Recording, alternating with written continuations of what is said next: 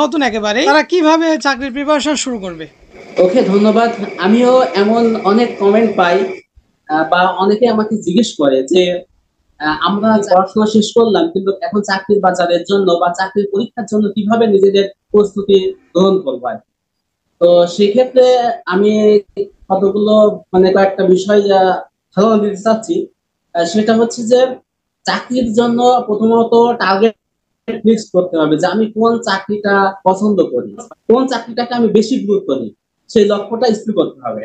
তারপরে হচ্ছে সে অনুযায়ী স্টাডি করতে হবে। সাপোজ আমরা আমাদের বাংলাদেশের প্রেক্ষাপটে বিসিএস বা ব্যাংক এই দুটাকে আমরা বেশি ইম্পর্টেন্স দিয়ে থাকি এবং এখন প্রাইমারি জবটাও অনেক আকর্ষণীয় হয়ে যাচ্ছে। যাই হোক, এই টাইপের জব গুলোতে যখন আমরা পরীক্ষার জন্য প্রস্তুতি নেব সেই ক্ষেত্রে কমপক্ষে এক সেট বাংলা, ইংরেজি, তারপরে সাধারণ জ্ঞান, ম্যাথামেটিক্স এর বই কিনে নেব এবং সাথে একটা জব সলিউশন রাখবো।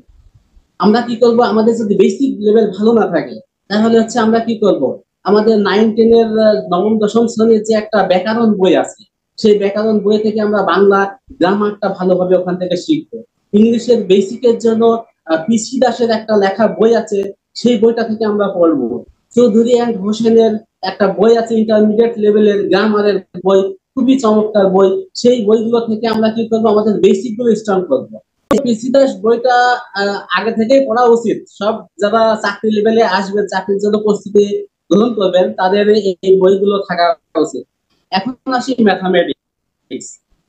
মোস্ট অফ দ্য স্টুডেন্টস এর যে প্রবলেমটা আমি ফেস করেছি বা শুনেছি, তারা ম্যাথের সমস্যা